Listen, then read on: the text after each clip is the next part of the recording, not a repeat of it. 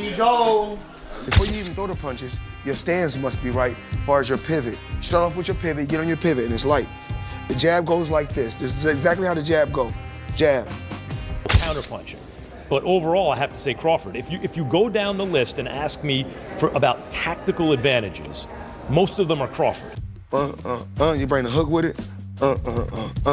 You can go to the body. Jab. Just double jab. Triple jab. The last fighters that you fought, they ain't on my level. And I fought everybody. The last fighters you fought since 2002. Mention me one. You Since mention me 2002. one elite fighter. Just one. You. Oh, me. Look. It's gonna be me. I don't And care you about will- nobody else. And you will see that. You. So when I beat you, is you gonna be a nobody? When I stump a mud hole in your ass, is you gonna be a nobody? Same shit everybody else been saying since I moved to 147, I ain't fought nobody. Every last one of them stump a mud hole in their ass and he gonna be next. Watch. Live only on DAZN, June 28th. Jake Paul versus Chavez Jr. Buy now at DAZN.com. Terrence Crawford is chasing greatness, and he's doing it against one of the most dangerous men in boxing, Canelo Alvarez. This isn't just another title fight.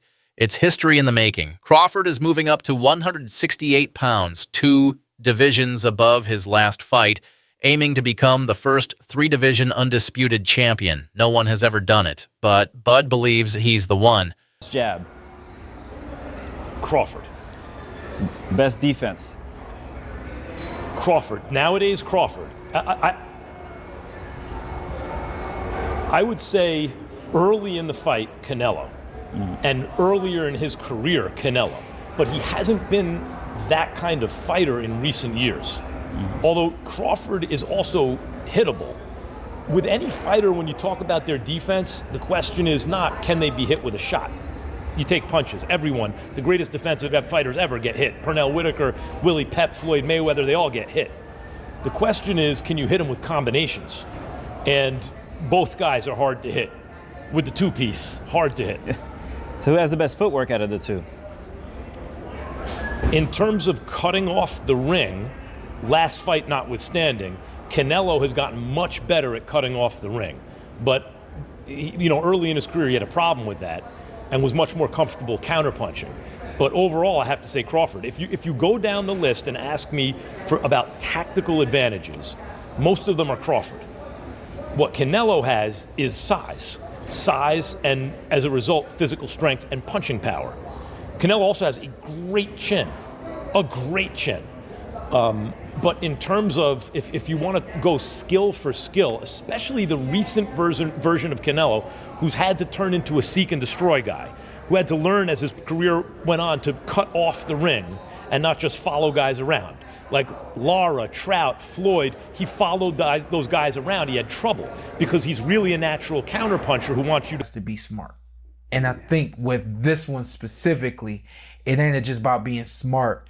He knows he has to look like he's never looked before, because again, if he doesn't and he beats Canelo, everybody's just gonna say, well, that's Crawford. So I think he knows that this is the performance of a lifetime and that everything has to look right.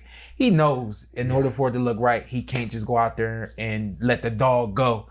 The dog is, you got to work his way up to the dog. Hey, show the clip real quick. I don't know if you showed it already, but this is the dog you're talking about right here, right? And so this is, I pulled this clip right here. I seen it on social media this morning. Don't do that. That's what I'm saying. And I pulled this clip, right? But this is Terrence. That's who he is. He's not gonna swing on Canelo. He already know that part of the game. But what I asked you, were you ever trying to send a message to your opponents? He's letting you know, and it's no act. And that's what I really wanted to show, is that's not an act. No. That's not, there's 30 security guards. It feels a little contrived. You think so? I think a lot of people feel it's a little like. Well, I'm glad you used a big word that most of us don't know. Hey, I don't fight as good as you guys. I had to learn some big words, right, to make up for that. Don't look it up. Just ignore. You need big words to get out of fights. You need big words to get out of fights. But okay. So case in point, our guy Hafey, sitting right there, producer extraordinaire. He had a picture of Terrence Crawford in New York. Floyd Mayweather, the only man to beat Canelo clearly, dropped in on Crawford's camp. His advice? Stick to what works. Speed, sharp counters, and flawless defense. Crawford has the tools. Now he just needs to execute. Canelo, on the other hand, isn't buying the hype. He's dismissed Crawford's past opponents and insists that Bud's never seen anything like him. Canelo before Canelo's last fight, but then after Canelo's last fight, it seems like it's more 50-50 now. So everything is just the build up for that fight is just going to be absolutely magnetizing. Like that fight, it's garnered so much more buzz after Canelo's last fight, and Bud is Bud.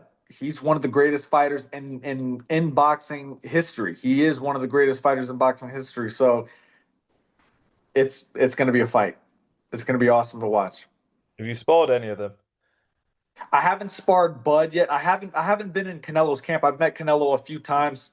I love Canelo's team. Canelo's one of my favorite fighters. He's been my favorite fighter for the longest time. But you know, I have to be Team Bud because me and Bud are cool, and I have so much belief in Bud, and I know who he is as a fighter. He is one of the greats. So he could do anything he wants. And being around both of them and seeing how they work and train and things like that, what makes both of them the fighters they are, in your opinion?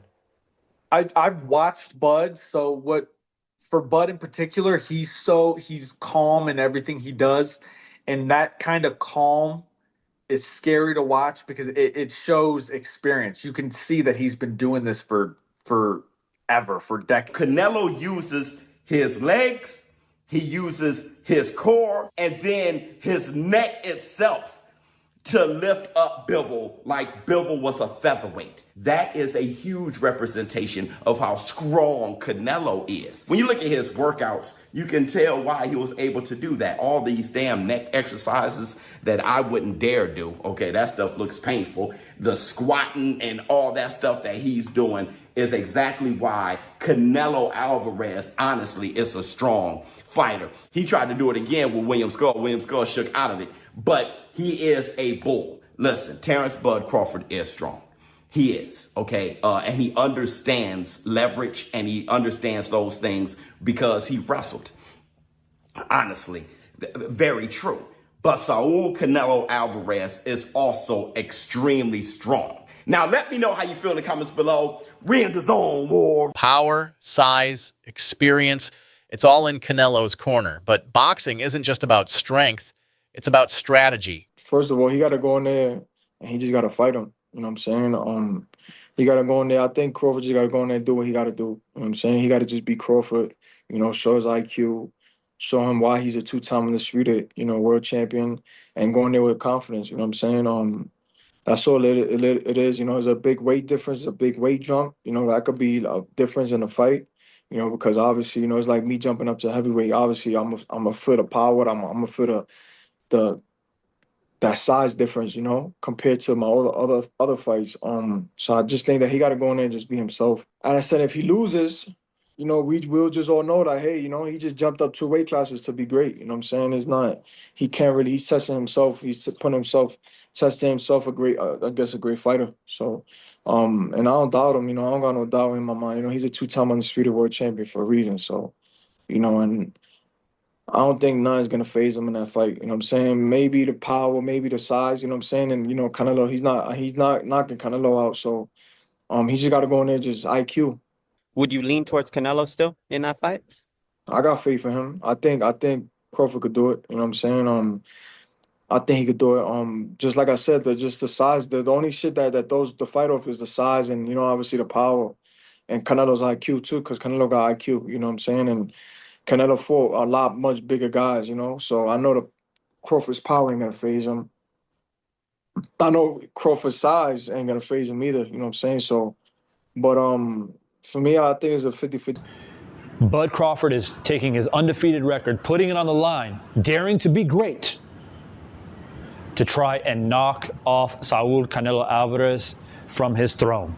and go and try to do something that no man has ever done, and that is to be a 3-division undisputed champion. That's a tall task. We know that Canelo Alvarez has fought fighters way bigger than Bud Crawford. It's actually one of the biggest talking points in this fight is the size. Canelo Alvarez has fought guys like Bivol. He's fought guys like Kovalev. He's fought guys like Billy Joe Saunders. He's fought really big fighters who are established at their weight classes all the way up to light heavyweight. And we know that Bud has come from a smaller weight class, being a champion all the way down at the 135-pound division into 140, 147. But as you can see in the tail of the tape, Bud is actually taller. Bud actually has a bigger reach. And quite frankly, he did most recently fight in the 154-pound division. And I don't think he will struggle to make weight to be at 168 and fight as a super middleweight.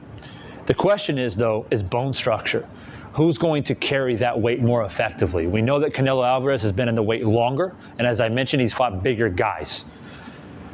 It's really something amazing for Bud. Crawford's ability to adjust mid-fight has broken down elite fighters before, and despite the size gap, he's actually taller with a longer reach. And why do I need to fight this guy? For you, what changed? Tell me about the moment where you're like, you know what? Maybe I'll do this. This sounds like a good idea. No, if you're thinking about it, look how big turns this fight. It's a big fight. No, that's why made me change. But you know, I've been in his situation before, jumping weight classes, and when you're a good fighter, that doesn't matter. So I'm not gonna focus on that. I'm gonna focus on training very hard because Crawford is very good fighter.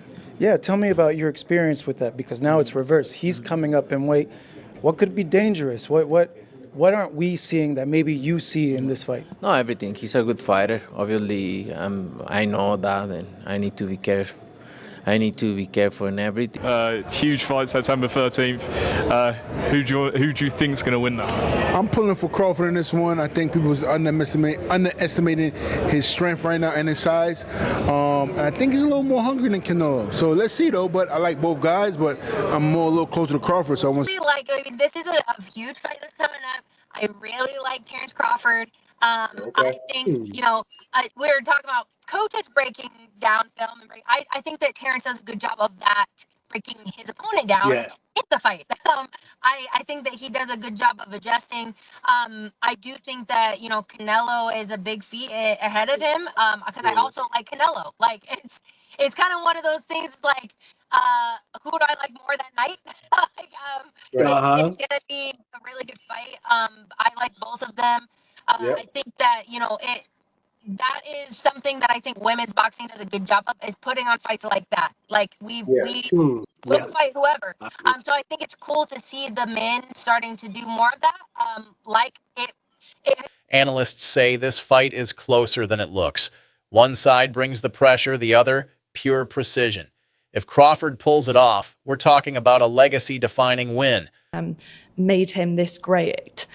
Do you think that this is a similar thing for your fight now at this point in your career, stepping up and facing someone like Canelo? Does this kind of make you unbeatable and this figure that will just go down in history?